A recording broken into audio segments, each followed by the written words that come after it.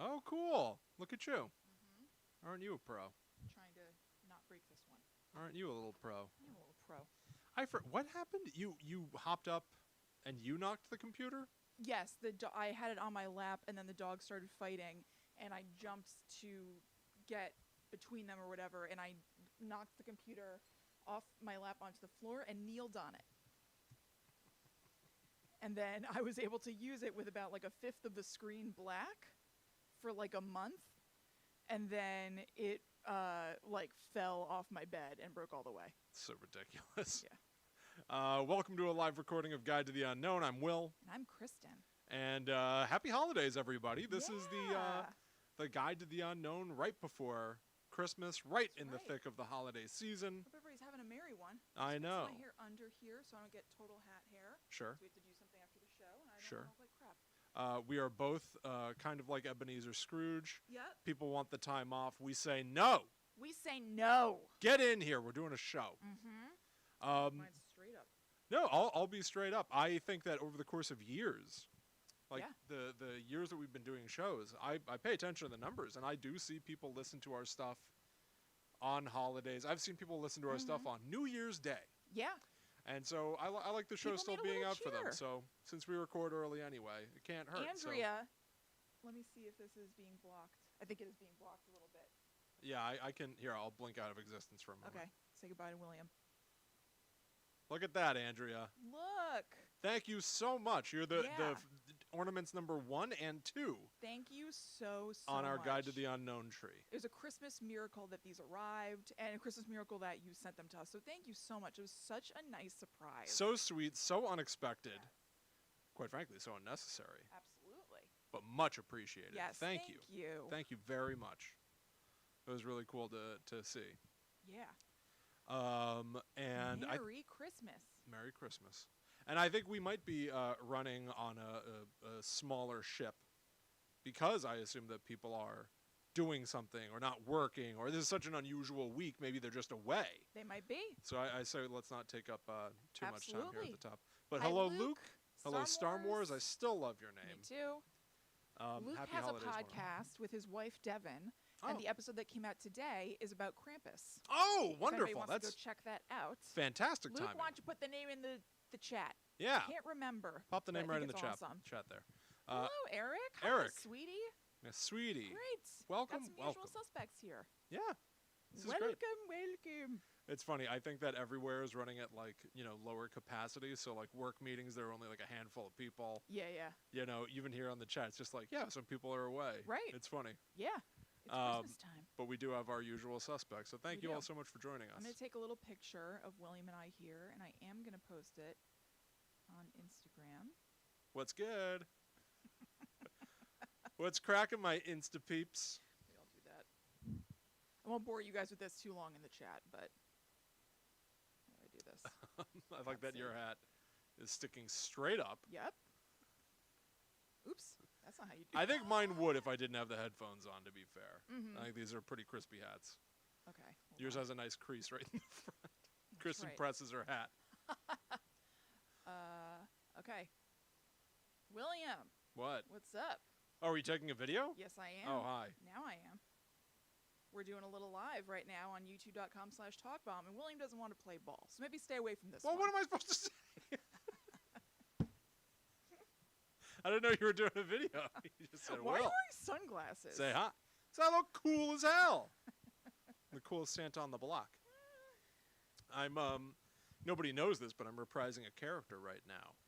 At the old company that I Oh my worked God. for, I was the cool Santa for a thing we had to do.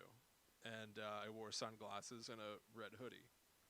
And so I'm just embodying Yeah. classic character of mine that no one has any reason to know about. Right, it's a callback. Eric says, I look like Billy Gibbons from ZZ Top. Oh, The nice. Santa hat and headphones. Hell yeah. He does have legs. Yeah. So that means that I look like a member of the band from Back to the Future Part 3. Exactly. That's what I know about ZZ Top. It's almost everything I know about ZZ Top. Honestly, me too. I know they have the song Legs, and that there are 3 dudes with beards. Yeah, exactly. Who the hell And they're in knows? Back to the Future Part 3. Do I know anything else? I feel like they pose with a car, and they would do a dance like this. Kind of like the California raisins. Kind of like the Del Rubio triplets. Kind of like the Del Rubio Yeah. triplets. You're right. Now they got more swing to them. Talk about legs. Yeah, right? Woo! Holy moly. Ladies and gentlemen, am I right? The Del Rubio triplets. Whoa. We're all talking about the Del Rubio triplets in the year 2020, right? What have they been up to lately? I don't think much. Can't imagine much. I know, setting you up. Oh, yeah, Welcome- Sharp Dressed Man. Yeah, yeah. Welcome, Jasmine and Chihuahua Goose. I love your Hi. name. Yeah. It's wonderful. Awesome. All right, everybody, All let's right. do it. We're going to talk about some holiday horror movies, but Let's not get into it. necessarily the big guns, No. which I'm very excited about. Mm-hmm. All right. Okay. What? I don't know. I just got some stuff to say. Oh, okay. Yeah. All right, I'm going to go. Hello, welcome to Guide to the Unknown. I'm Kristen. And I'm her little brother, William. And this week we are talking about weird holiday slashers. Yeah. Mine are both slashers. Are yours all slashers? Yes. Mine are basically all slashers. Yeah. Okay, great. So we're celebrating the holidays today. If you're listening live, it's Christmas. Mm-hmm. And I hope that you're having a great day, whether you celebrate or not, and you can enjoy some spooky, weird stuff with us. Yeah, absolutely. Whatever you're up to, whatever you celebrate, wherever you are in the world, hope you're doing well. Happy holidays. Merry Christmas.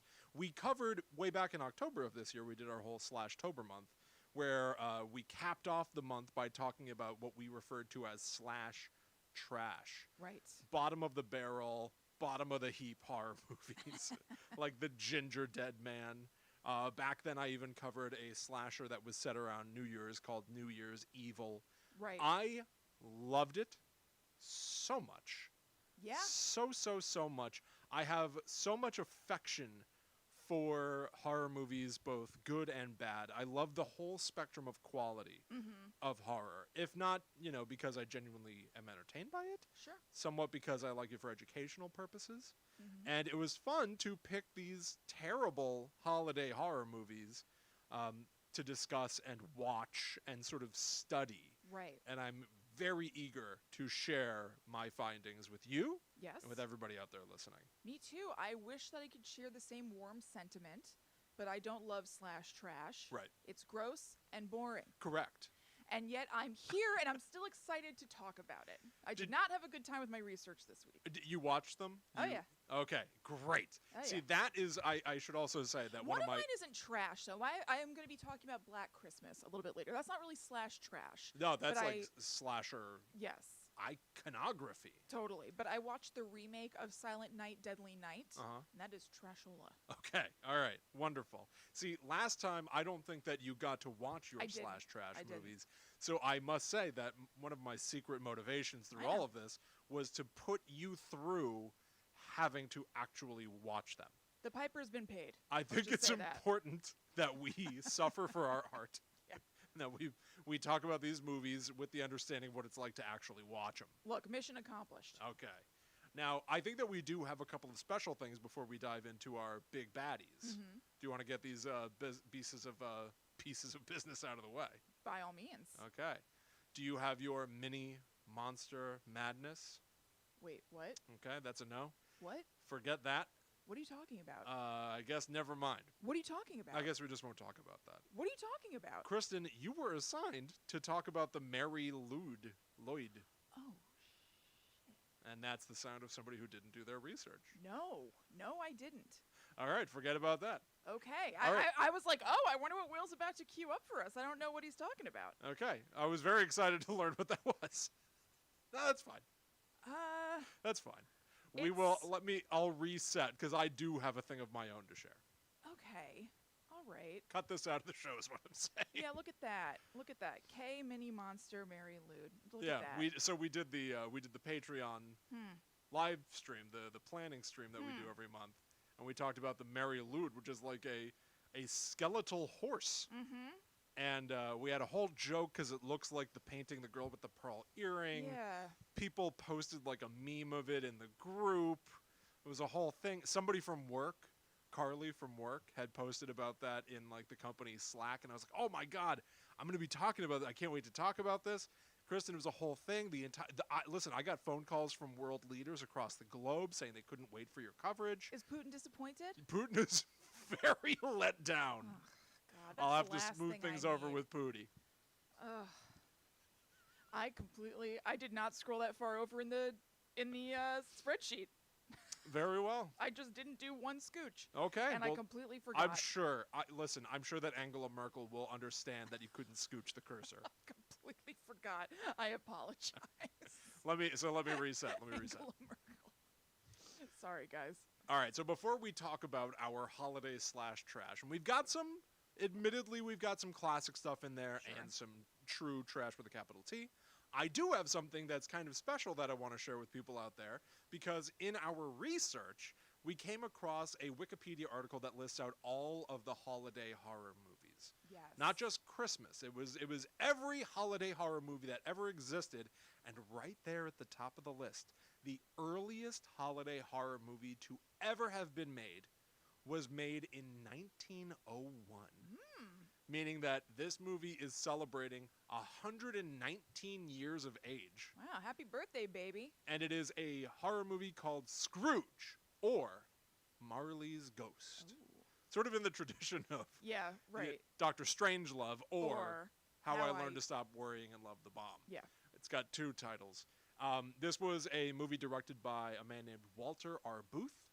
The original footage of it came in at a whopping 6 minutes and 20 seconds long. Okay. However, only 3 minutes and 28 seconds survive to this day. You can watch them online. They are stored. They are film history. So I'll have a link for you to actually watch it in the show notes. Great. And it is incredibly charming. Oh, cool. It is wonderful. This is from Wikipedia. The film featured impressive trick effects by 1901 standards, superimposing Marley's face over the door knocker and displaying the scenes from his youth on a black curtain in Scrooge's bedroom. That probably looks very cool. It looked incredibly cool. Yeah. I really love, there were like sort of classic old silent film dissolves going on. Superimposing Marley's face is really just a black oval with the white ghastly features of Jacob Marley in place of the door knocker for a moment. And the way that Scrooge moves, technically the effect gets laid over on top of Scrooge as well. It's sort of jankily put into the scene. Yeah. And the performer playing Scrooge, even very theatrically, he's so taken aback by seeing the dead face of his old friend Jacob Marley. He reels back, and when the face fades away and the door knocker is in its place once again, he puts his hand out and touches the door knocker. And even, I can't tell accidentally or not, glances directly at the camera. So to say, like, well, that was quite a hallucination. That was a close one. Yeah, total close one. All of the sets feel like they are cardboard and painted to look like the interiors of houses. It I love all that. looks like almost like a high school play production. Cool. The story of it is A Christmas Carol, but it is modified. It is evidently based on a stage version at the time that got rid of the ghosts of Christmas past, present, and future, and instead just had Marley all the way through. So is Marley just like tormenting Scrooge throughout this movie? I guess so. I mean, he's doing the same sort of like, I'll show you your past, I'll show you your present, I'll show you your future. They just got rid of the other characters for that. It's all Marley all the time, all the way. But evidently, producer R.W. Paul was a trick film specialist. Walter Booth, credited in the film as the film's director, was a well-known magician as well as a trick and comic film specialist. Cool. So they really had the ability to use their skills to make supernatural stuff happen. Right. Because even once Scrooge goes inside and Marley is showing him his past, it's that Scrooge has pulled the curtains over his window. They're blackout curtains. And so everything that we see of his past is projected onto the black curtains. That's cool. That's very cool and creative. Charming is absolutely the word. Yeah. I loved it. It is 1901. It is a silent film, so it does have title cards. Yep. But they wanted to do a story that everybody knew, so you don't need to have that Charlie Chaplin quality of somebody's talking, but you got to wait for the title card to come up that has the dialogue on it. Right. We all know what's basically happening. But what was fun is that there are scene headings. So they would cut to just a card with text on it that would say, Scene 2. Marley's ghost shows Scrooge visions of himself in Christmases past. And even the idea that you would show an audience, this is scene 2. Yeah, right. Roman numeral scene II. Like, it's like very Yeah. technical.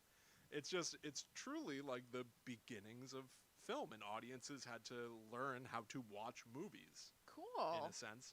The last moment of the footage that exists today is Marley showing Scrooge his headstone Mm-hmm. that says Ebenezer Scrooge on it. Like, you will die. Right. You must become a better person. But again, because it's a silent movie and because it's 1901, it's all so broad and theatrical, where Marley is sort of waving his hand, like beckoning Scrooge, come close, Mm-hmm. come close. And the headstone is center frame. It's the only thing that's even in the shot. And yet he very theatrically like, wah, points directly down Yeah. at the headstone where it says Ebenezer Scrooge on top, prompting Ebenezer Scrooge to finally notice the headstone at all and fall to his knees crying. Yeah. Bam, cut. The footage is gone from there. Only 3 minutes survive. But it is the Wow. earliest horror holiday movie that exists. It is turn of the century, and it is arguably what leads to the kinds of stuff we're going to talk about for the rest of the episode. Awesome. Yeah. Yeah, in a way, because it's an early movie. It's Yep. an early Christmas movie. It's kind of scary. Yes, So not a terrible grandpappy. correct. It was a complete joy to watch. Again, it's only 3 minutes long. Mhm. Watch it in the show notes. Scrooge or Marley's Ghost. Awesome. Thank you, Will. You're welcome. Well, shall I zoom us into the future with Black Christmas of 1974? Yeah, let's do that. Okay, that sounds great. When's the last time you saw Black Christmas? I'm going to say 2 to 3 years. Not that long. Okay, I hadn't seen it in like forever. I think that the last time I saw it was like in our parents' basement, Is that right? probably drunk, and I don't really remember it. I know that I've seen it before because I remember things about it, but like I went into this practically fresh. Surprisingly intense. Yeah. Yeah. It's surprisingly intense, but also like not as good as I remembered it being. Oh, really? Slash, I don't know. I think it drags in parts. Okay. So I'll tell you a little bit more what I think. I still think it's a good movie, but I couldn't help but think like, oh, if they did this or if they did that, it would feel a little punchier. Like Yeah. there's a lot of time spent on things that weren't super duper interesting. And it was weird because it contrasts so much with like the very cool, like balls to the walls nutso stuff that's in the rest of the movie. Sure. So in case people at home haven't seen this before, I'm going to tell you the plot of it, and it's obviously just going to spoil the whole movie. So the deal is, and it's honestly a pretty simple premise, so it's really easy to sum up. The idea is that there are girls in a sorority house who are receiving crude phone calls from a mysterious caller who, they don't say it in the movie, but for ease of talking about it and stuff, seems to be named Billy. That's what the killer is known as in the meta world. We all know that it's Billy, but they don't like vocalize this is Billy. He uses that name in the movie in a different way, but still. When he calls, he's not always talking directly to them. Sometimes he is. He's saying like really, really gross things. Like the very first call he has, I'm not going to say what he says. But first it starts out with like a typical, which is so strange. This is Yes. typical for the time. Heavy breather phone Yeah. call. It is weird that that's a cliche. Yes, why was that prevalent enough that it's a cliche, but fine. And then devolves into like super duper like beyond lewd sex talk to these ladies on the phone. So he'll do that sometimes, but then other times he calls the phone, but they're almost just overhearing a conversation between who we know as Billy and somebody that he's calling Agnes, with him then referencing the caller here and there. It's very weird. It's like all over the map. And he starts killing people both in the sorority house and also a little girl who lives in the town, not in the house. And you start to realize that every time there's a phone call, he has just killed somebody. Right. So we sometimes see things from his point of view, sometimes not. So a lot of people kind of regard this as the first POV killers shot slasher movie. But as we talked about during Slashtober in slasher history, Peeping Tom, which Will spoke about, is actually the very first movie that puts you in the killer's POV, also as told to us by Ghostface. Of course. We all know this. Everything is foretold to us by Ghostface. Right, exactly. He knew what was going to happen in 2020 and we didn't listen. Yeah. So, because we are often in his POV, we're always clued into the kills before the other characters in the movie are. So we see him kill the first girl who lives in the house. We don't see him kill the young girl that they find in the town. We just kind of, you find out about that and you assume that it has something to do with the guy because he's killing people at the moment, so logic would dictate. We see him kill the house mother, who, this is a very different time. It's not like they're, like, I don't think today in sorority houses there's, like, an adult, like, 50-year-old woman who lives with sorority girls Right. to keep them in line. But at this point there was, and he kills that woman. And he stashes them both in the attic. So we know that they are in there. But the rest of the people in the house, first they just think that the first girl who was killed is named Claire. They just think Claire is missing. Her dad comes to town because he hasn't heard from her, and everybody's looking for her and they can't figure it out. I was a dum-dum, and I thought that they keep showing shots of Claire by a window, and the way that he killed her was putting a bag over her head. So there's this, like, messed up but very cool, kind of iconic shot of this girl, like, it's gnarly, with, like, a bag over her head inhaled into her mouth, like, sitting in a rocking chair by a window. I thought she was in her room, because he kills her in her room, and you don't see him bring her up to the attic. So I'm not that much of a dum-dum, unless you that's not that ridiculous to think. Unless they do show you that. I don't think they do, though. So Ryan was kind of, like, in and out while I was watching the movie, and I was like, why don't they check this girl's room for clues? And then they're going to find her body. Everybody's like, where's Claire? Where's Claire? And I did not understand why they didn't look in her room for her and then find her, but that's not the case. And we find that out because the house mom goes up to the attic to find her wily cat, which has gotten away. And in this, like, bonkery kill, the killer is up in there with Claire, who's dead, and the house mom is, like, poking her head in the attic, being like, Claude? Claude? About the cat. And the killer, you can see from his point of view, there's a weird, like, rope hook thing in the attic, like there would be on a ship or something like that, like a giant, like a rope and pulley. Yeah, with a hook on the end. Okay. It's very big for an attic, I feel. It's substantial. For an attic. For an attic, I feel it's big. It's a really big, heavy hook. Okay. And so he pulls it back, and he's holding it back, and she's like, Claude? And then he lets it go, and it, like, goes through her. Oh, my God. And kills her. I didn't remember that at all. Mm-hmm. Yep. And then he drags her up with the pulley into the attic. That's pretty cool. It's pretty boss. So we know that's going on, but the rest of the sorority girls don't know where these people are. They think they might have run off or something weird like that, but they're getting these phone calls still. We know phone call equals kill, but they don't really know that. Right. So even though we have that info, we don't know his identity. We don't know who this guy is. Like I said, just from the phone calls, you can kind of be like, oh, okay, I guess this is Billy. But that doesn't change. The movie ends with us not knowing who this is exactly. Right. Like, they never really name it or explain what's going on. And so what I was saying about it being kind of slow a little bit is that there's a red herring in the main character Jess's boyfriend, Peter. So we have a lot of relationship stuff with them. They're going out, she's pregnant, and she wants to get an abortion, and he doesn't want her to, and he wants them to get married and drop out of college and just do, like, the home life sort of thing. And she's not into it. We even see Peter by ourselves, the camera, like you're usually with the sorority girls, but then you're spending some time with Peter, who is a pianist, and after Jess told him that she wants to get an abortion, he messed up his big piano recital and then smashes it with, like, a thing. So you're supposed to think that Peter is this, like, erratic dude and he's doing all of this. And I gotta tell you, it had me on the hook. I thought it was kind of like an anti-twist sort of thing. Yeah. Where it is Peter, and because we've already been let in on this, we have the killer's POV, maybe we're also learning that it's Peter without the rest of the subjects of the movie knowing that. Like, I was locked into that and like, that's really creepy. That's very weird. I was actually into it. This is very, very strange that they're doing this. And even at one point, they've shown you already that the killer is in the attic with the bodies, so you know he's there.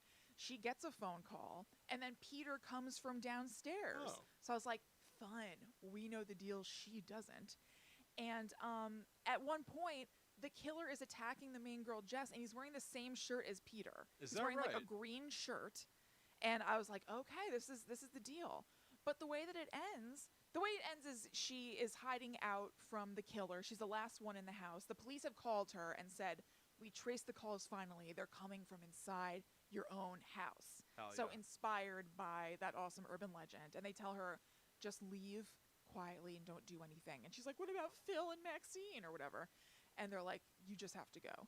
And instead she calls out for her housemates they don't respond. So she goes to look for them. She sees that they're dead, and then the killer comes after her. And so she hides in the house.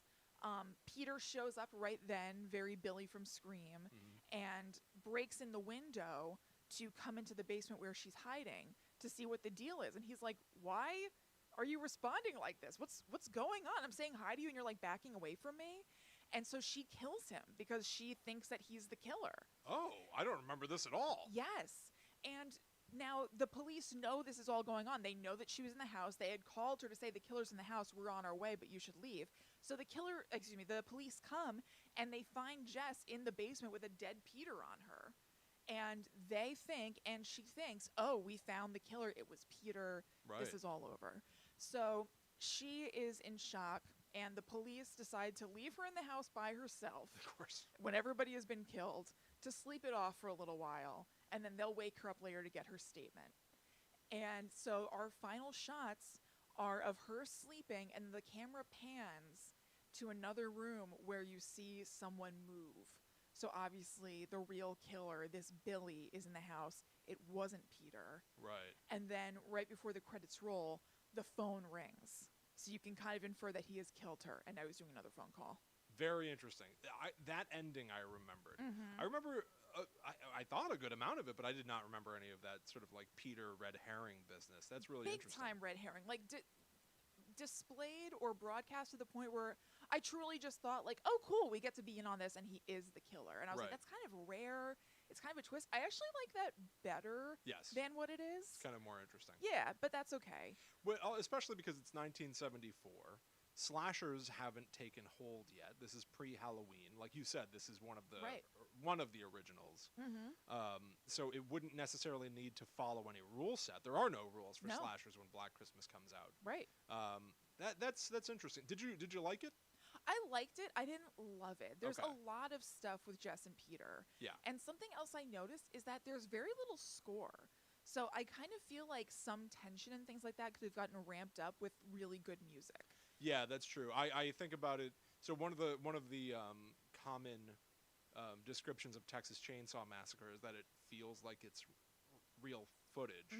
And I always felt that Black Christmas kind of does too, because it is so minimalistic. Yeah. I did like it, but I didn't love it. The parts of it that were cool, I thought were really, really cool. Yeah. But then there were definitely parts where I was like checking my watch. Totally. I was like, where's the next thing gonna happen? The frightening phone calls from the killer. From Oh Billy. my God. Are they not terrifying? They are terrifying. So Margot Kidder, the original film Lois Lane opposite Christopher Reeve. Yep. I guess that doesn't make her the original Lois Lane. Well, you know. But she grabs the phone and is like, "Listen to me, you sicko," and like rips him apart on the phone. Yeah. And he's, the idea is that she's gonna put him in his place, and she's like, "What? What do you have to say to that?" Right. And he's quiet on the line for a moment before he just quietly goes, "I'm gonna kill you." And it's so matter of fact. It doesn't necessarily feel like he is offended and enraged. It feels like he's like, I know what I'm gonna. I've come to a conclusion. Yeah, I'm gonna kill you. It's just a fact now. It is bone chilling. Yeah, and it's he freaky. Screams and grunts and calls them pigs and all this horrible stuff. It almost feels like there are two voices on the phone sometimes. He feels like he is so. There's definitely a unhinged. Norman Bates thing going on, because when he's talking in the Billy and Agnes conversations that they get phone calls about, he's kind of doing a voice at some points. So there's definitely a Norman Bates and Mother sort of duality thing going on. I agree. They actually, I read on the IMDb trivia, they put in the phone calls, his side of them, in post. So the actresses during those parts weren't hearing what he said. They knew it was going to be something like gross and lewd, but then they like really went for it. They for the final really cut. go buck wild on those calls. I wasn't expecting it. Yeah, it's also, intense. he kind of reminds me of the weepy voice killer. Sure. Yeah. Ooh. Yeah, I can see that. Look that up if you're not totally sure what that is. It's kind of what it sounds like. It was like a killer who would call up people and confess his crimes while crying. He'd be like, I did it, I want to do it again. You've got to catch me. Yeah. You've got to catch me. I'm going to kill somebody again. I know it. Like, it was disturbing is to really undersell the weepy voiced killer. Extremely disturbing. And it also reminded me a little bit of, it was only a single call and it wasn't actually the Zodiac killer, But the call that the Zodiac made to that the fake Zodiac made to that TV show, being like, "It's my headache," Yeah. whatever. Oh, God. And I noticed in their downstairs like common area where the main phone is that they get calls from. I think it's just a sign of the times. It was like the early 70s. It was 1974, so maybe astrology and the age of Aquarius, which we're now in. I found out, by the way, it's like the age of Aquarius again. What? I don't know. Doesn't feel I like don't it. totally understand. I know. But anyway, they had like an astrological chart next to the phone. And so when I was thinking about the Zodiac thing, and I saw the astrological chart, I was like, is there any way that's like a little bit of a nod or something? It's probably just kind of a fun coincidence. Sure. But I noticed it. That's really interesting. So I just want to give everybody some updates on the remakes of Black Christmas. I did not watch them, but I read about them. So the remake in 2006 is mostly said to be dumpy doo-doo. Have you seen it before? Who said that? Roger Ebert? Yes. Yes, I have seen the remake of Black Christmas, the first remake of Black Christmas, probably 2 or 3 times. Oh, I have not seen it at all. It's a very hard watch. Written by Glenn Morgan Yes. of The X-Files. Yes, I know. Friend of the show, Dennis, does not care for this movie. Yeah, I agree with Dennis. Kahlo. So they wanted to fill in the blanks of who Billy is and what his backstory is and stuff like that. And I'm just going to read, there was no point in me rephrasing this, so I'm just going to read you verbatim what the Wikipedia for the movie says, and you can find the links in the show notes. This sounds like a doozaroo, and I'm glad that I didn't watch it. Billy Lenz, a boy born with severe jaundice, is constantly abused by his mother, Constance. With the help of her lover, she murders Billy's father, Frank, on Christmas Eve 1975 and buries his body in the house's crawl space. When Billy witnessed her scheme, she imprisons him in the attic scheme. More than a scheme, I might say. It's a murder. In 1982, Billy's mother impregnates herself from her own son in the attic due to her boyfriend's impotence to conceive another child. 9 months later, Constance gives birth to their daughter Agnes and uses the occasion of Agnes's birth to further reject Billy. On Christmas Day 1991, Billy escapes from the attic and disfigures 8-year-old Agnes by gouging out her eye. He then brutally murders his mother and her lover. He's caught by police eating cookies made of his mother's flesh and is sent to a mental asylum while Agnes is taken to a local orphanage. Yeah. That's the beginning of the movie. That's like the cold open almost. Right. Then the rest of it is, at a sorority again. And Yeah. It's basically the same movie, except Billy is in the walls and is all yellow because he's got jaundice. Right. Stuart in L.A. from the podcast Now Playing. He said something that I think is a very interesting observation. He said that when Scream came out in 1996, it changed everything, and every movie became meta and self-aware and clever, and the day it died, that movement of movies, was when Black Christmas 2006 came out. And it was no longer self-aware, it no longer cared about the genre, it was just a bad slasher movie that no longer was learning lessons from Scream. Yeah. It was all over. Well, it sounds and I like think that's a very interesting observation. Yeah, I mean, without having seen it, it doesn't sound incorrect to me. Also worth pointing out, Black Christmas 2006 concludes with a tacked-on ending in a hospital, which is exactly how Scream 4 ends. I believe they even both have the, defibrillator paddles clear joke. Oh. I believe, yeah, which is Yikes. shocking. Weird.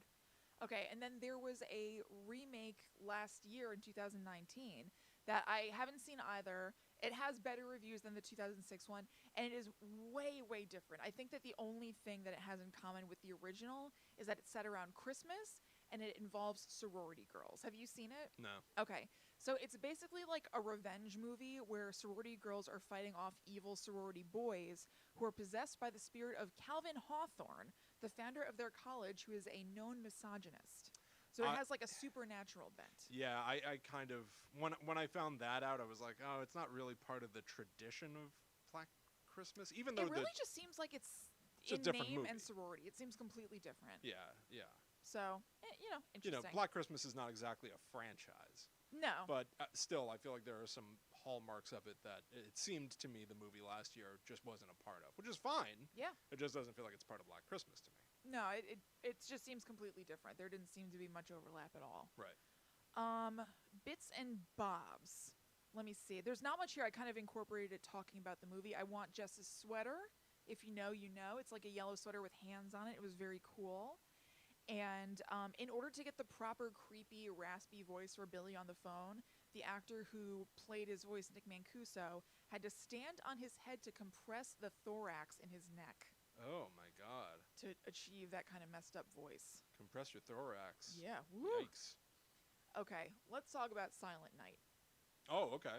The remake of Silent Night, Deadly Night. Loose remake. Right. That So came Silent out- Night, Deadly Night was a Mhm. sort of classic holiday slasher where a guy dresses up like Santa Claus and kills people. Had a number of sequels that got increasingly ridiculous.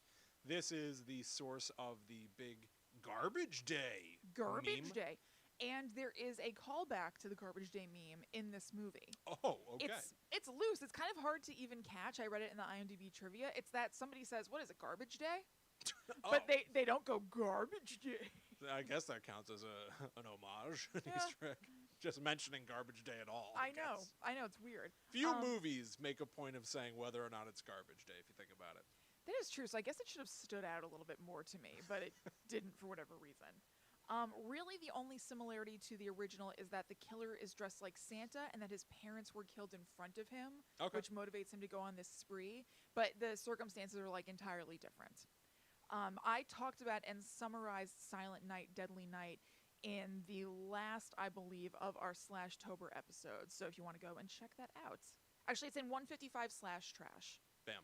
Okay, so here's what happens in Silent Night 2012. It stinks, first of all. I have to admit, this movie sucks. Oh, you have to admit that? I have to admit, this movie sucks. So, a town which is full of disgusting people is plagued by a killer wearing a Santa suit. I definitely felt that this movie had big Rob Zombie energy. Ah. It came out 5 years after Halloween, so not impossible that there's a little bit of influence there. Malcolm McDowell is in it. Oh. He's like the only good thing about it, and he's not that great. It's just like, oh, okay, at least like I kind of know this guy, Sure. you know, and I see him in horror movies and stuff. But like everybody's gross. Every man is a lech. Most girls are porn stars or strippers or something like that. We've got a real modern horror movie sleaze problem. I don't think so much anymore, right? God, when I get to talking about Hannukah. Oh, really? Well, when did that come out? Last year. Oh, okay. All right. Major horror movies are sleazy issue today, I think. Ugh. Yeah, this was gross. Yeah. So that's really the whole plot, is that there's just a Santa and you see him kill people in different places, basically. There's some like boring red herrings that are not of a lot of consequence. And you find out who did it as a weird afterthought. Like, the final slaughter happens, and then you just all of a sudden see this guy you've never seen before, and he has a flashback. Oh. So what we find out about before that ties into the flashback is that at one point, one of the people that the police officer who we're mainly following is interviewing is talking about this old story that happened in the town where a man knew his wife was cheating, so he snuck into her office Christmas party dressed as Santa, used a big flamethrower, and torched her lover, and her as well with the flamethrower. And then the police had to take him down and kill him. This was like a scandal in the town from, they say, many, many years ago. Okay. Inexplicably, it doesn't seem like there was any trigger for this or anything. All they say is a bunch of years ago. They don't say 20 years ago. It's the 25th anniversary. None of that. There's the final showdown between the Santa killer and the cops. The cops defeat him, we think, because she's able to best him and take his flamethrower and then light him on fire. And then there is like a 20-second just scene of just watching his Santa mask burn for like a really long time. It was very weird. And then we go to this guy who we've never seen before, sitting in his truck with half of his face burnt. And he has a flashback, and it turns out that his father was the one who went to that party with the flamethrower, killing his mom and the lover, had brought the kid in the car with him, and so the kid was in the car watching everything go down when the dad was outside of the party with the flamethrower, like, ah! And then the police shot him. So he witnessed his father dressed as Santa with a flamethrower, killed by police, and this, for some reason, an indeterminate amount of years Made him later want to do it too. made him want to do it too. Exactly. Sure. All right. So, Whatever. bits and bobs. Oh, that's it. That's all you have to say, really? Kind of. It sucks. There's not that much going on. It was boring. Yeah. There's really not that much to say about it. It's really not that interesting. It really is as interesting as Santa goes to different places, kills people. Sure. Santa goes to a porn set, kills them there. Santa goes to the mayor's house where one of the porn girls is the daughter, kills them See, this is there. what I'm talking about. I think that That's it. There's no like real. Yeah, this is almost I don't know. I don't want to be too much of a put down on stuff like this. I think that a lot of modern indie horror filmmakers who say that they want to make a movie like horror movies used to be in the 70s and 80s, we're looking at movies a different way from the way I ever have. I know. Like, yes, there's nudity in slasher movies. Yeah.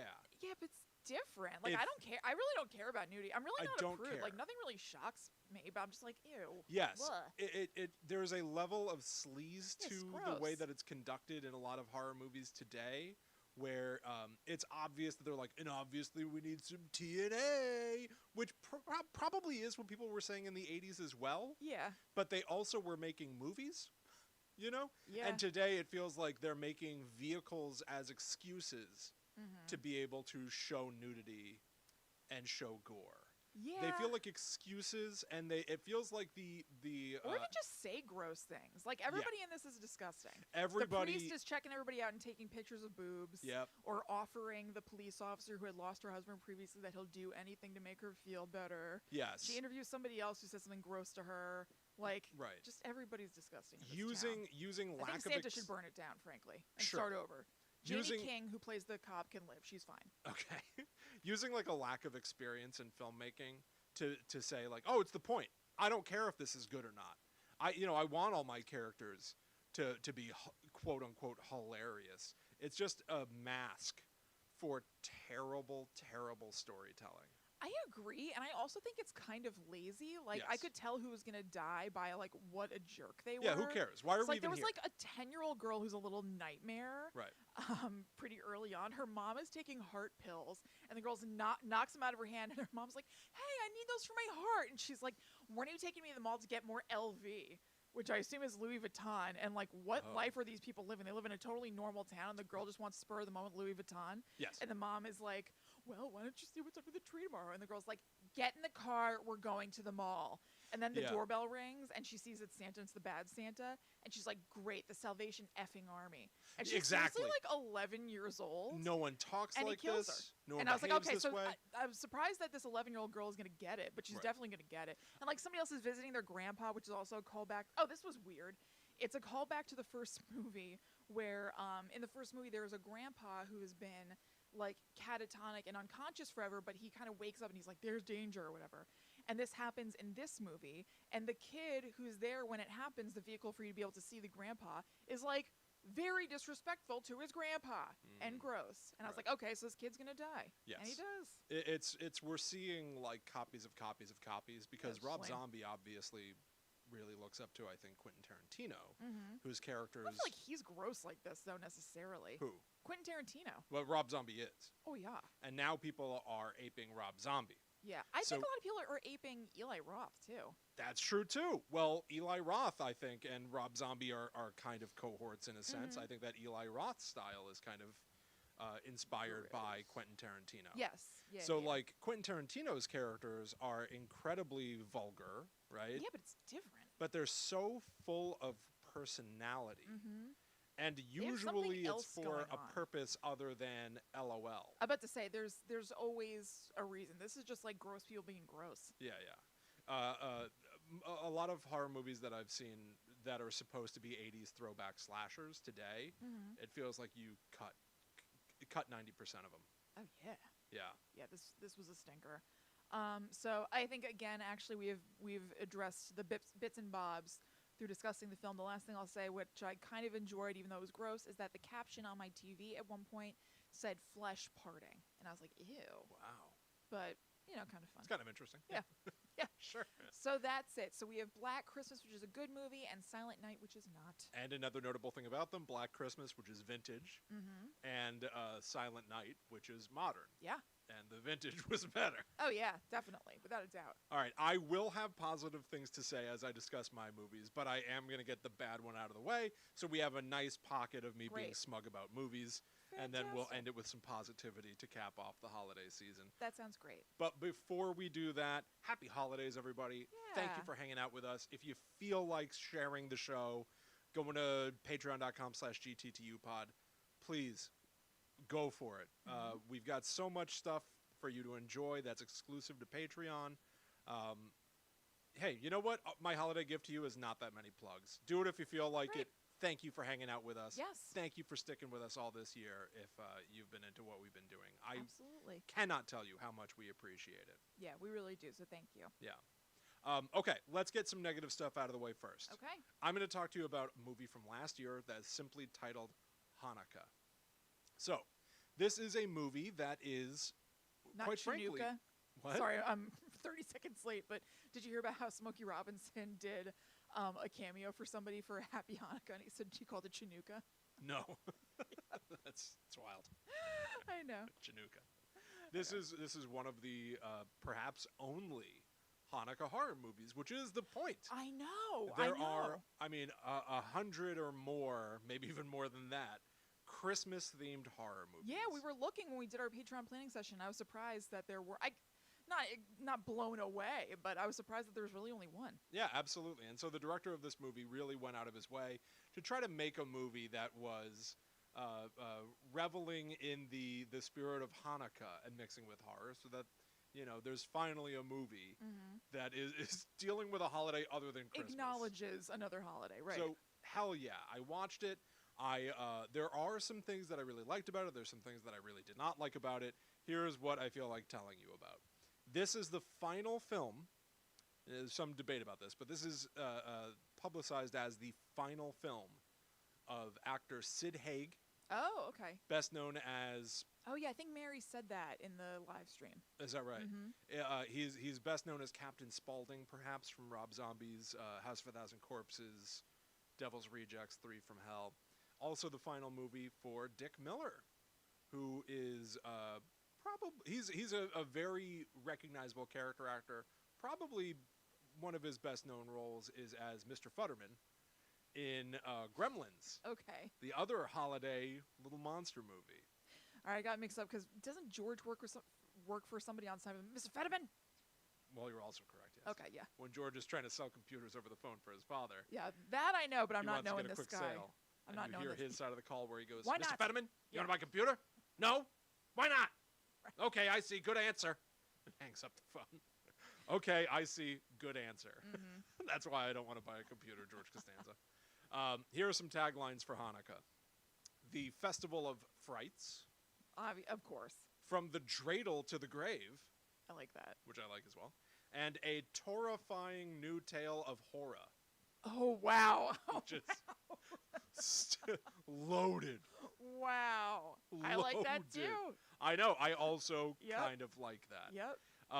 This movie also features Charles Fleischer, perhaps best known as the voice of Roger Rabbit. Okay. I will always love Charles Fleischer. He is the frightening man in the movie Zodiac in the basement. When Oh, that's right. That's right. Yes, yes, yes. Jake Gyllenhaal thinks that he might be in the basement with the Zodiac killer himself. Zodiac heavy episode. Oh, yeah, very much a Zodiac heavy episode. Caroline Williams, who is from Texas Chainsaw Massacre Part 2. She played Stretch the DJ. And PJ Souls from Halloween. Mm-hmm. She played, I want to say, Linda, who in that movie is best known for going, oh, totally. Uses the So word good. totally over and over Yeah, and yeah, over. In this movie, She's like somebody me. asks if, his girlfriend's home. And she's like, oh, she's not. He goes, can I come in? She goes, totally. Like, Nice. they really chew on her totally usage Yeah. in this movie. Also, the score is done by Harry Manfredini Okay. of the Friday the 13th series. Huh. What I'm telling you is that Hanukkah from last year, It's got the chops. it's got the chops. It's got cred. It's got a ton of people that you know. Here's the description. A group of Jewish young adults are getting ready for the holidays, but are in for a festival of frights. With the help of a wise rabbi, they deduce that they are being targeted because they have violated Judaic law, and that their only chance of survival is to embrace their faith. Okay. Totally workable concept. Yeah. They are being killed one by one because of being quote-unquote bad Jews. They are essentially, they're sinning, and somebody who is trying to keep the faith is pruning them for not following Judaic law. It's a journey back to faith for these people. Yes, exactly. It's a journey.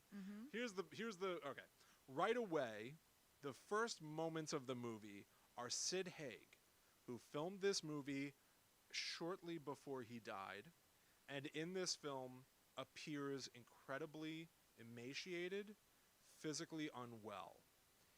I, quite frankly, was really impressed and truly like spellbound by his performance. He plays what is known as the original Hannukah. Way back when, I think they say 83 maybe, I want to say. He was killing people because they were because they were sinning, essentially. But the opening of the movie, it's like this 7 or 8 minute long sequence where he is staring in the mirror at his face, which is so gaunt and wrinkled. And Sid Haig has such extreme features. And he strips down. He takes off his clothes entirely, and he starts marching through the house nude. And you are looking at somebody who's at the end of their life.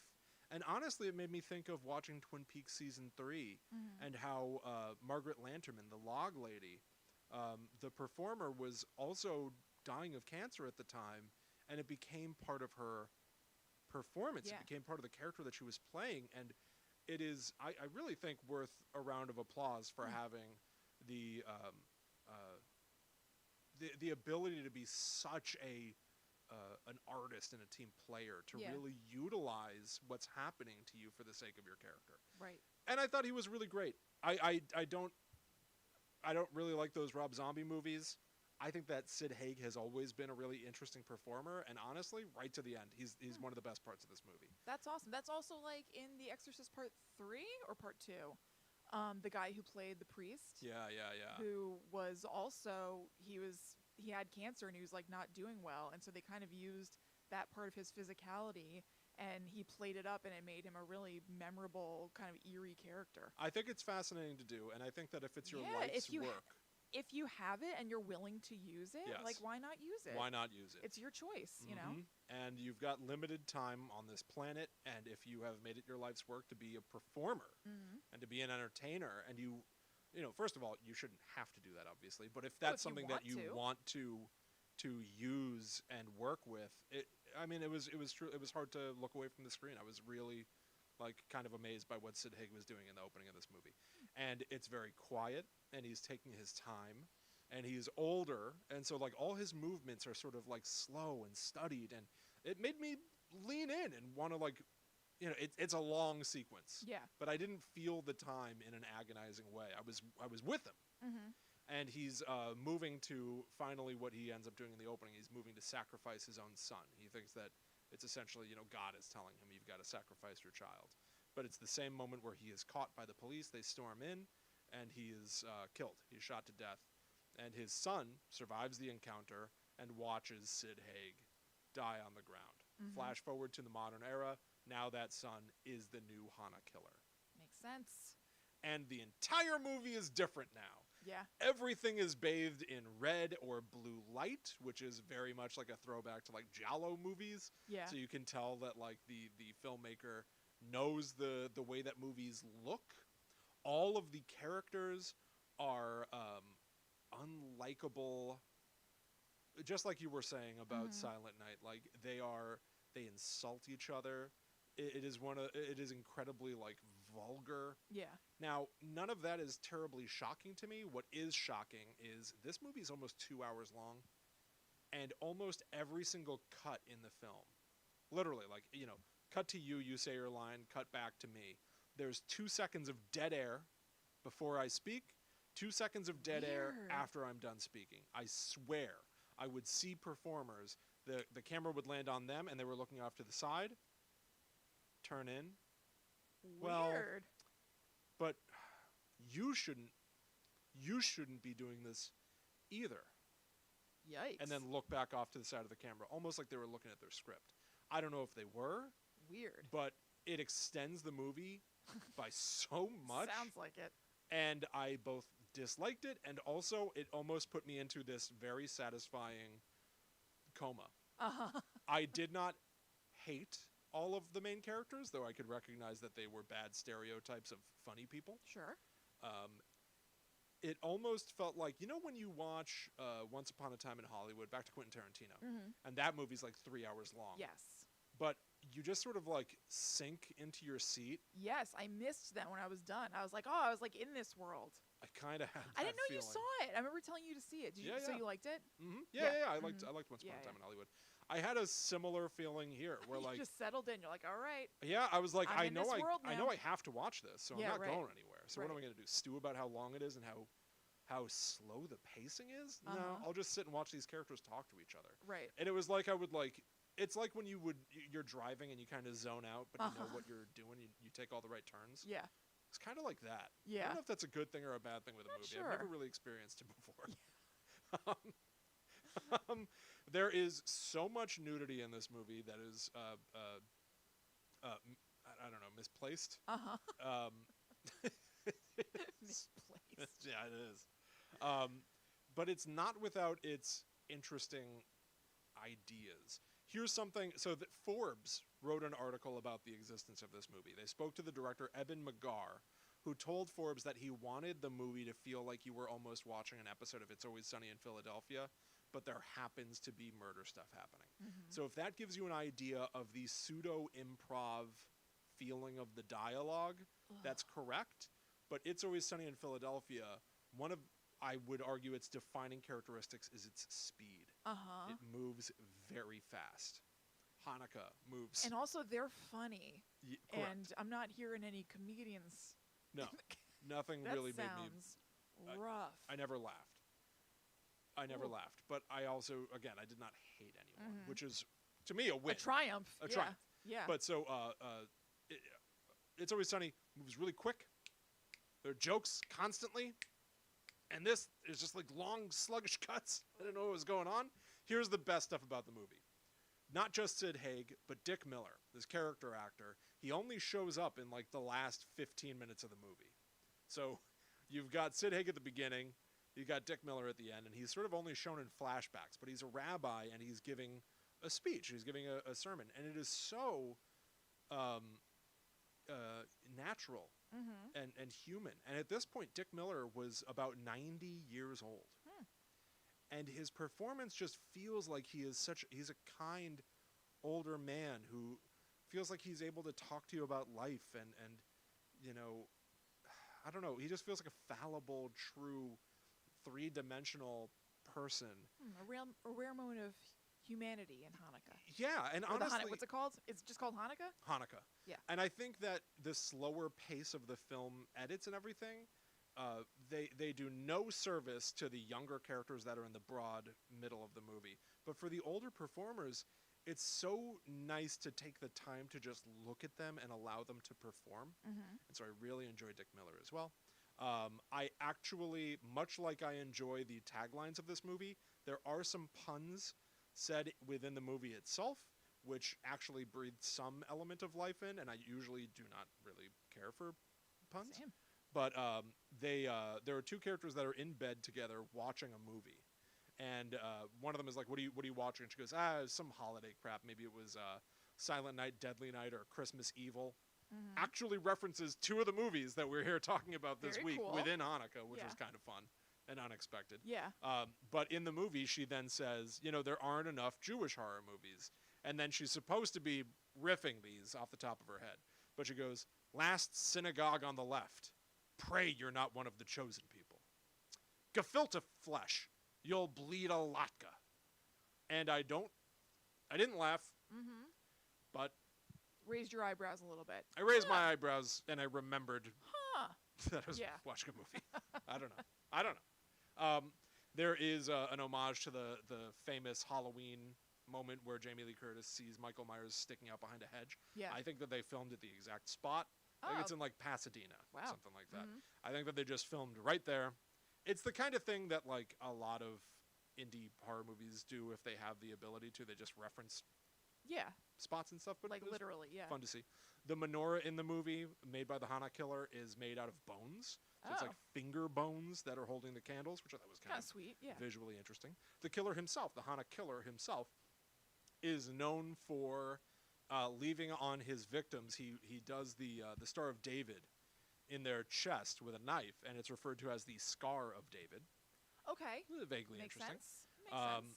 And the one of the best sequences of the movie at all is a woman is partially submerged in a like digging a well in a room. She's like in water in that room, and the Hannukah killer is sitting in a chair over her, just staring down at her. And she realizes, because she's yelling at him to let her go and stuff, and he's not reacting at all. She looks over at the menorah and sees how many candles are lit and realizes, she goes, it's the Sabbath. Oh. He can't move. He can't work today. Okay. And so that gives her an opportunity to escape. Nice. So she starts climbing out of the well, and he can't move because he refuses to, because, you know, he's got to be the ultimate. Yeah.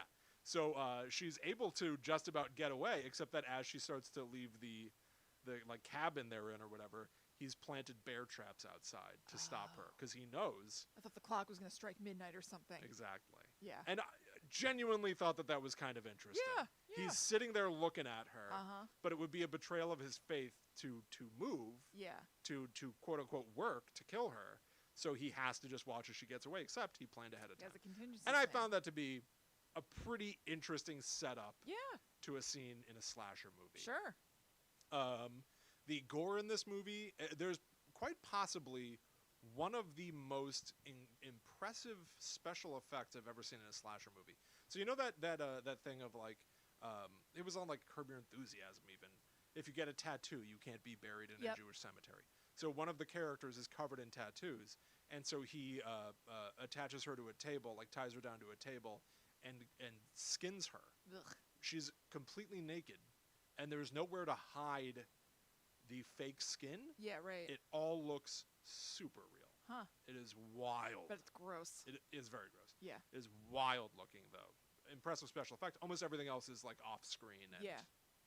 nothing even happens for, truly, there are like no kills or nothing even happens for like the first hour Wow. of this movie. It's just people. It's just people hanging out. For some reason, everybody's hanging out at this house, and they all want to get away. I guess that's their Patty's Pub. I guess. I don't know. It's like they all want to get away, but they don't have a ride, so they can't. Okay. But it's also fine because they don't know that anything bad is happening. They're all just kind of slackers. I don't know. Yeah. The end of the movie is one of our main characters confronting the Hannukah killer face to face and having a debate with him, which is somewhat similar to when people in the Saw movies debate Jigsaw and go like, you claim that you don't kill people because you just put them in traps and let them decide if they live or die. Right. You're still a killer. Yeah. It's like, I've never killed anyone.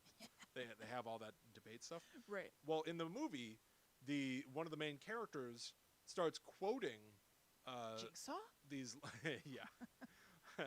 He starts quoting what are called, He quotes from the Book of Saw. I'm sorry, go ahead. you're not far off. He starts quoting mitzvahs, Oh. which are like laws Mm-hmm. that are supposed to be proving like you, Hannukah killer, are also, sinning. You can't be doing this stuff. Like, Yeah. even though you seem Can't to be think that doing you this have stuff. what's that? Can't be doing this stuff. Can't be doing all this stuff. No. Well, the point is, the Hannukah killer thinks that he is Right. upholding Jewish law, but now this character is going to prove, no, you're breaking the law, you're a sinner as well.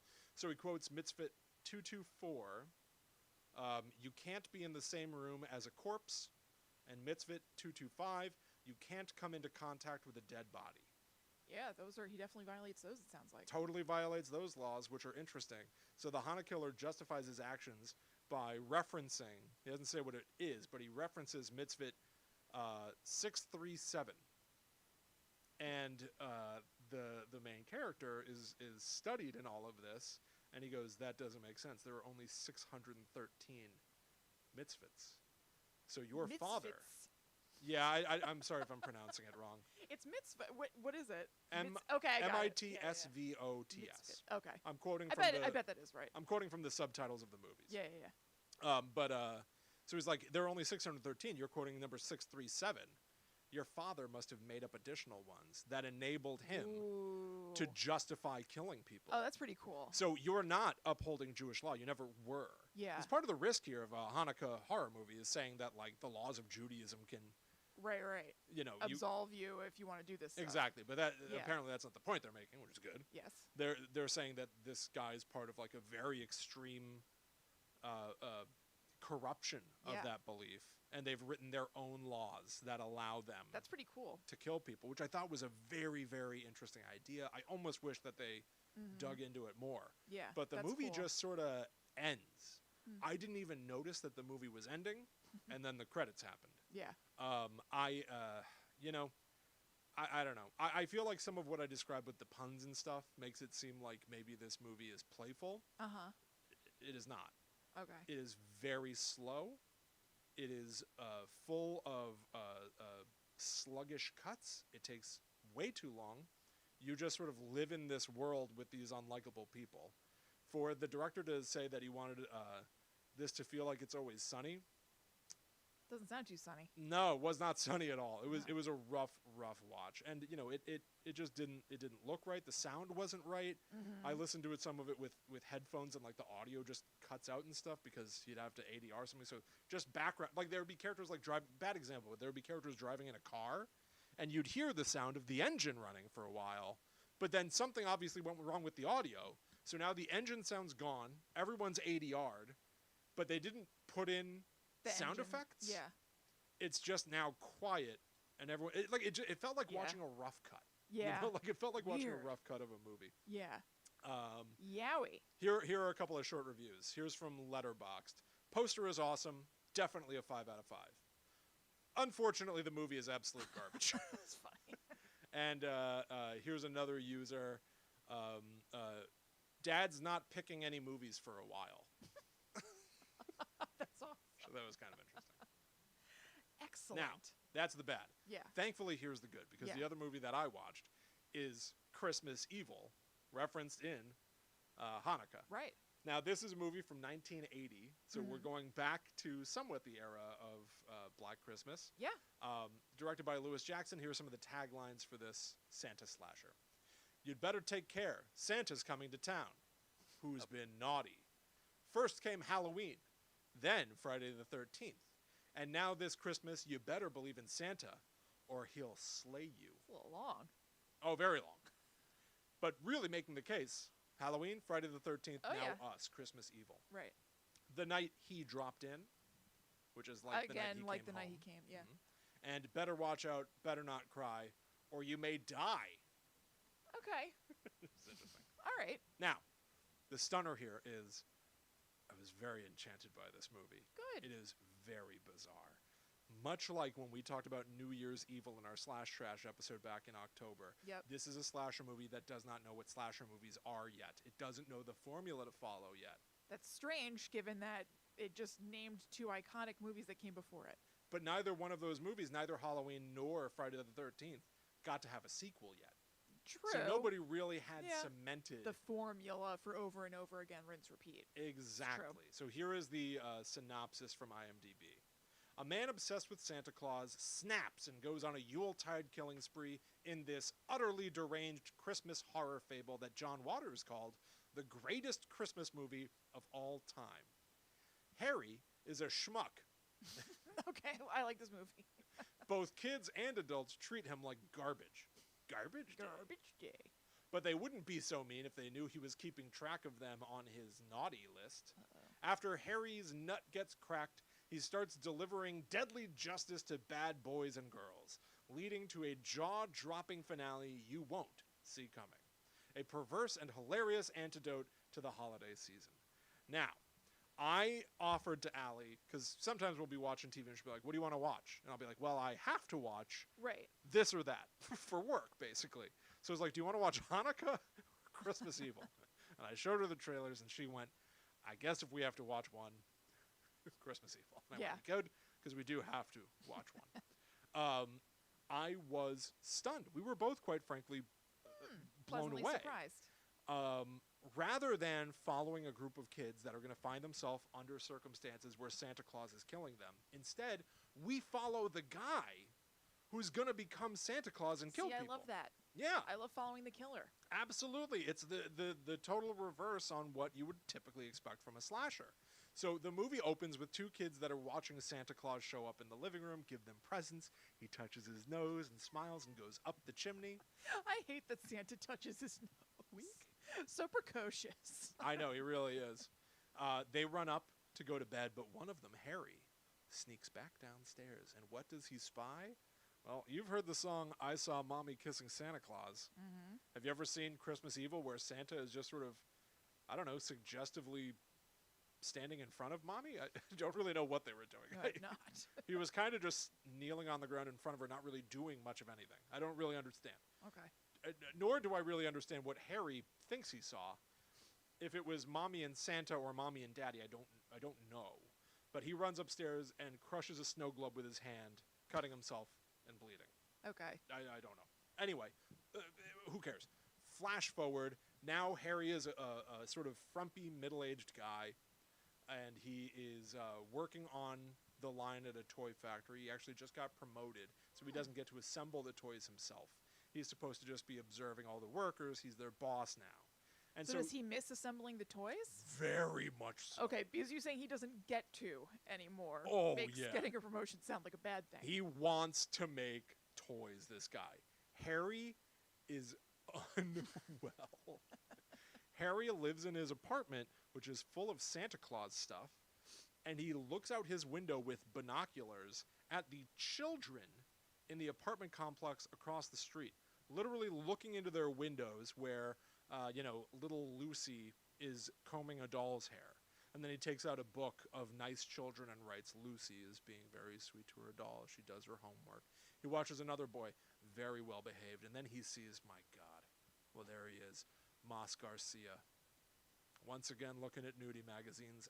Naughty, Mas Garcia, another listing in the naughty book for you. Not good. Harry constantly will look out the window and see this child, 10 years old, and go like, Mas Garcia. It's pissed. Several times throughout the movie, Mas Garcia. Just under his breath. Like M-A-S? M-O-S-S Garcia. Okay, Mas Garcia. Yeah. So he's literally keeping books of who's good, who's bad. All right. Harry is struggling, Sounds like it. to say the least. One of the guys that works on the line at the toy store says that he's going on vacation. He really needs a hand. Harry, could you please take over my shift and assemble the toys for me? I know you want to anyway. Can't you just help me out? And so Harry does. He works his day shift, then he works overnight on the toy line. Walking home, he sees all the guys at the bar, including the guy who's supposed to have gone on vacation, going, I got that schmuck Harry to work on the toy line for me. Oh, they're all laughing. Harry breaks. Harry shatters. Yeah, like a snow globe. Meanwhile, I should say, running adjacent to all of this is a very interesting subplot where a reporter seen on televisions is reporting on the conditions at the Willowy Springs Hospital it's like a mental hospital. Uh-huh. And it is very much Geraldo Rivera. Okay. It is a performer with a big old mustache who's getting a camera inside of this, insane asylum and showing that the conditions in there are horrific. At the time that this movie came out, Geraldo Rivera was not a nationally known guy necessarily. Mm-hmm. So this movie was really tapping into something that was like local East Coast that was really happening of Geraldo Rivera's Willowbrook expose, which is kind of interesting. We see the process now of Harry realizing what he must do. He's got to become Santa. He must become Santa. He realizes, yes. And we watch him build the Santa suit. He doesn't just go to a store and buy one. We see him cut the fabric. We see him measure it up on his leg. It made me think, and I even said this to Allie, this is like the Batman Begins of a slasher movie, where you see Bruce Wayne buying each like See little the piece beginning of equipment. stages. Yeah, you see the entire thought process. You see Harry glue eyebrows onto his face and smile at himself. You know, there is a little bit of that now that I think about it in Silent Night. The Santa in that has one of those creepy clear-ish masks, but that then have like it has a rosy nose, like rosy cheeks and stuff, and he cuts the mouth out of it so he can affix a Santa beard onto it. Spooky. Yes. Spooky. I do love the process. Haunting. Yeah. I think the process is very Also interesting. clips his nails now that I think about it. They really showed him like taking care of business. Possibly shouldn't too much. Yeah. Um, See him shave. Yeah. Why? Harry is one of the most interesting characters I've ever seen in a horror movie before. It is Sounds less good. like you're watching a fun slasher and more like you are watching a real expose or real downward spiral of somebody who is unwell, falling victim to their worst demons. It is sad. It is deranged. It feels a lot like a psychological thriller of somebody who's a sociopath or something. There are moments where Harry realizes that everyone thinks he's an idiot, and so he goes home and slams the door, and he's just pacing around his room, like clutching at the side of his head, and he's not talking. The character, the performer, is not. He has no lines to give. He's just pacing around, and he's so frustrated. And he sits down, he's fuming. I feel almost any other movie would have the performer walk in the room and go like, they all think I'm an idiot. They all think I'm a fool. They'd give him a monologue, some villainous thing to do. But no, it feels like somebody who primarily lives inside his own head. And so he's beating himself up, and he's really going through something that's emotional and psychological, and it feels very authentic. It's very surprising. And he's trying to get revenge against the people that work at his factory. They make these toys, but to them it's just an enterprise to make money, and he says that they should be donating the toys to the kids at the Willowy Springs Hospital, and nobody believes in him. He ends up going to the holiday party for the company, dressed as Santa, but nobody knows that it's Harry. And he's making people laugh, and he's dancing with people, and then he takes it a little too far, and he starts to be kind of like sad and weird, and you can tell that everyone knows, and he can tell that everybody's clocked him as kind of like a weirdo too. God, And it sounds sad. it is sad, but it's fascinating for it because it all feels so different from any slasher movie that I've ever seen. And he starts to take revenge. He starts to try to kill people, and he does it wrong. He shows up to a midnight mass where he knows the boss is going to be with his new toady underling, and he gets caught. And bullies start making fun of him, and he kills the bullies instead and has to just get out of there. He's got this big white van that he's painted Santa's sleigh on the side of. So he really looks... He's all in. He looks frightening. Yeah. He's become the cliche of the dangerous stranger with his big white van that you shouldn't go anywhere near. Yeah. And he ends up breaking into the factory, assembling all the toys, packing them up, wrapping them, and he drives over to the Willowy Springs Hospital, where a security guard is like, what are you doing here? Who are you? And he's dressed like Santa Claus. He's got a van full of toys. He's like, well, I've come to give the kids a Merry Christmas and to share toys with them. And in your head, you'd almost expect this to be like, oh, Santa did a good thing. But everyone is very suspicious of this strange adult who has shown up without prompting. He says he has toys. Who the hell knows what's in that van? Yeah, and that's completely legit. He eventually makes them warm up, and they do take the toys in. So maybe Harry did make these kids Christmas better. He did give them stuff, but I also feel it's interesting that he is treated with suspicion when he first showed up, because that's also accurate. That's also realistic. The ending of this movie is so odd. I don't know if I love it or hate it. There are literally moments where people, the town, are running with pitchforks chasing him. Okay. Evidently the filmmakers... Do they know he's Harry, or they're just like, this is an evil Santa? Evil Santa. Okay. They know that something's wrong with him. They know that somebody's been killing people dressed like Santa and been trying to catch people and bringing in other people dressed like Santa for that happens police in lineups. Silent Night too. Yeah, that makes sense.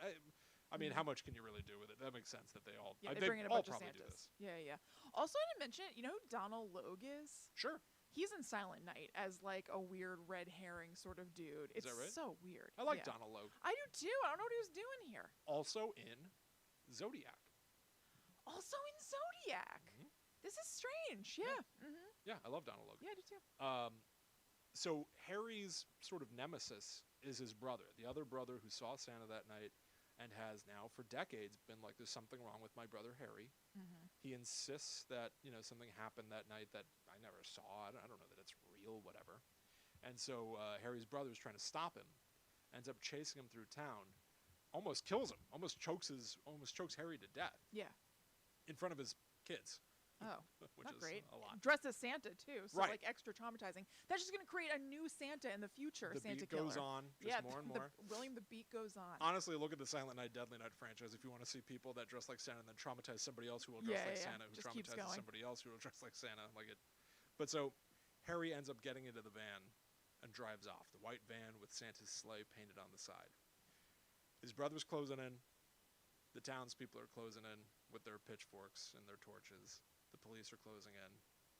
And he ends up scrambling, and he turns the wheel, and he drives his van off the side of a bridge over the water. But instead of crashing into the water and sinking to the bottom of the ocean Oh my floor, God. the van flies off into the sky. Without Santa- having seen it, I love it. Santa in his sleigh just goes out towards the moon. I love it. Merry Christmas to all, and to all a good night. That's so ridiculous. Christmas Evil. That sounds awesome. I loved it. Yeah. I loved it. It It sounds is- good. It sounds like it a is real sad. bummer. It is sad, it is deranged, Yeah. it is imaginative, Yeah. and it is one of the first. Huh. Awesome. And I give it props. Cool. I think I won't watch it. It sounds too Sure. sad for me. But It'll I'm make glad you- to know about it. It will anger you. Oh yeah, you're right. Yeah, even our fun Christmas slashers are sad. What the hell? But we have a Patreon episode that just came out this past month where we watch Christmas, like pieces of Christmas movies that are kind of scary, but even those were sad. And I got pissed that like all Christmas movies are sad. Right. And so yeah, even Christmas slashers are sad. What the hell? I know. They Can really I get are. a break? Do you wonder why I watch Housewives all the time? I'm safe there. That's true. It's true. Just stay with your brand of trash. Yeah, that's right. Here are some opinions and reviews. This from IMDb by Epitete. This is just the headline I wrote down. I didn't. Well, but the headline's good enough. You'll see. Okay. Not a total waste of time. Okay. 6 out of 10. Sick. Okay, not bad. Pretty good. Thank you, Petite. Here is from Maybe it was Anxious. for a petite review. Thank you. Here's from Anxious Penman on Amazon, who titled their review correctly, "Mentally Ill Does Not Equal Evil." Which I think is very important, especially for a movie that does portray itself to be a psychological portrayal of a mentally unwell person, and then says they're a killer and evil and everything. Yeah. Correct. This is ridiculous. This is outrageous. It is not cool, maybe. Right. But they do point out in their review, the main character is not evil in the slightest. This is less a horror film and more a psychological drama wherein you witness the main character, a Santa Claus fanatic, gradually descend into madness. He's rather quite a nice guy and very generous, but he's mentally ill and easily triggered. I know a lot of people hate this movie, but if you go in with the idea that you're watching a character study instead of a slasher flick, I feel like you'll enjoy it more. And I thought that was interesting. I've definitely seen a mixed bag of people's opinions of this movie. I personally had never heard of it until we did our planning session. No. But I did come away liking it. Here's because I gave my negative opinion of Hannukah, which a lot of people seem to not like, but some people really liked it. So in the interest of giving equal time, here's another review of Christmas Evil from somebody. Okay. Titled "Gimme Is it a Santa B." something? Sand. Oh well, it's just sand. SAND. Oh, okay. PSHKR. I don't know how to Okay. pronounce it. Gave it a 1 out of 5. Titled it "Give Me a BORING," and it just says worst. Why do they have Movie it framed in kind of like cheer style? Give me a B. Oh, all right. That's so weird. I have no idea. And here's the last review I have for you from B and S about movies, titled "Rough Christmas." It does sound like a rough Christmas for all involved. I learned about this movie from John Waters, and if there's one thing I know, it's that John Waters has never let me down. He said of the film, "I wish I had kids. I'd make them watch it every year, and if they didn't like it, they'd be punished." Okay. So that's All right. Christmas Evil and Hannukah. Yeah. A good and bad movie each. Right, exactly. I mean, don't we all contain multitudes? We sure do. Our movies do as well. Yeah, and this has been an interesting expose of of holiday horror movies from the golden age to the modern era. True. What's better? We gave our opinions. Don't let them let you down if you disagree with us. Yeah. Yeah. Absolutely. Well, even if you disagree with us, I hope you enjoyed the show as a whole. Thank you so much for listening. Merry Friday. If not, Merry Christmas. I hope everybody has a great day. Hell yeah. And that's it. I think I'm going to continue with Will's theme of we're just going to keep the promo kind of stuff short, but you can find all our stuff at gttupod.com. You can follow us online at gttupod, and you can also follow us individually. I am Chillin' Kristen. I am at the Myth Traveler. Thank you all so much for hanging out with us. Yeah. Happy holidays. Happy Friday. Yeah. Happy Guide to the Unknown. So glad that you hang out with us. I hope that you enjoyed this. I hope that you maybe check out some of these movies if they're your bag, or avoid them if they sound like they're very much not. Right. Whichever you prefer. The world is your oyster. We'll be back next week for some year's end discussion. Yep. Which I think is going to be a lot of fun. So we Yes. will see you there, everybody. Have a great break if you got one. And until next time, we must hop in that sleigh and travel. Back to the... I North can't think Pole. of the North Pole. Go we. I was like, the Netherworld Pole? That doesn't really make sense. The Nev Pole. Just the... Yes, the Nev Pole. The Nev Schumann. What? There's Neve Schulman, or Schumann, who hosts Catfish. Nev Campbell. Oh, yeah, back to the... I don't know what the hell's going on. Periodically, I've Thank been you. trying to make my ring light look Mhm. like eyeballs on my glasses. Oh, yeah. See? Not for me right now. Look at Oh, that. in the camera. Yeah. Pretty yes. cool, right? Very cool. Look at that. Look at you. Wow. Everybody look at Will, everybody. What do you think? Make a cover art face. Okay. Thumbs up, thumbs down. Okay, yeah. What, each of us? I don't know. I was just offering. I wasn't saying do both a thumbs up. I and thought a you meant thumbs like, down. I don't know what I thought. Why don't you smile into a thumbs down? Okay. That's pretty fun. I like that. All right. Yeah, very good. Cool, everybody. All right, guys. Hope you enjoyed. Thanks for hanging out. Thank you so Looking much at the for hanging chat out. now. Wild show. I saw issues with audio there, everybody. I'm sorry. I don't know what the deal is with Oh, that. really? What was I going wouldn't have on? been able to change it anyway. Too quiet. Too quiet. But it also seemed like people were able to hear us, so I just let it roll. I wouldn't be able to change it. But yeah, thank you so much for hanging out, everyone. Yeah. Oh, Caitlin, why would you apologize for suggesting Hannukah? I think I made it clear that No, I you both did a beautiful thing. did and did not enjoy myself. It's part of the fun of the show. Yeah. Yeah. We watch crappy stuff all the time. It wouldn't. I don't that you think guys it would suggest or don't, so I don't it's think it not would be a problem. proper to see things we just like. I think it would be. I think it'd be fine. The taglines are great, by Yeah. the way. The marketing, like the poster, the taglines of Hannukah, I had high hopes too. Yeah. Yeah, those Uh, taglines were really awesome. Emma said that I looked like a Sonic character. I completely agree. Oh, yeah, with So the right. eyes. Yeah. these big, Yeah, I guess I'll take this off now. big oval eyes. No, that was wonderful. Yeah, it really was. Oh, I didn't see this. Good things for my bangs. Either. I should bring this thing home and use it to like set my hair. Yeah, why not? Oh, all right. Caitlin said she tried to watch Hannukah and couldn't make it in 30 Oh, minutes. that's so funny. I Well, really, you know what? Then we did it for you. I'm glad that we were Yeah. able to like provide this service. Oh, I was going to stick it through no matter what. Yeah. But I really did find myself getting to an odd zen place where I didn't like anyone. I Just didn't acceptance. I didn't really like what Yeah. was happening. Right. But I was like, everyone was just sort of like sitting on a couch. You got to a place of like non-attachment. Yeah, I'm not kidding. A lot of people are just like in the movie, everyone's kind of like this for a while. Weird. It's like sitting on a couch and being like, we should get out of here, right? Do you want to call a cab? Yeah, maybe we all should. No, we can't call a cab. Well, do you think Josh will come pick us up? I don't know. No, I don't think. No, Was it like a mumblecore no, I don't think Josh is around. like horror movie? All right, well, what do you want to do now? Nothing.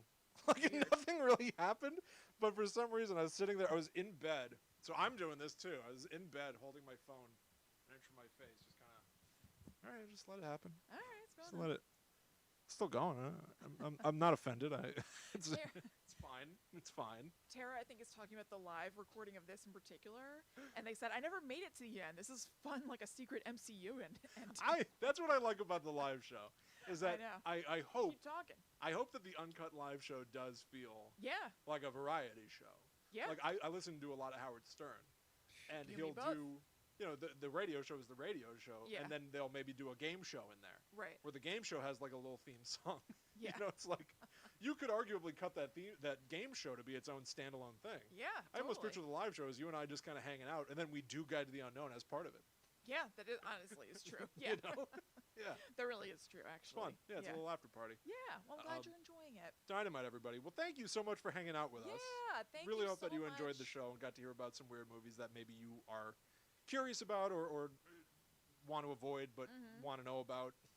Yeah, I'm curious about. Which I do a that's what you lot. said. There are a lot of Yeah. movies that I don't feel like seeing, but then I will just Oh, learn everything about them yeah. online. There's no info about Hannukah anywhere.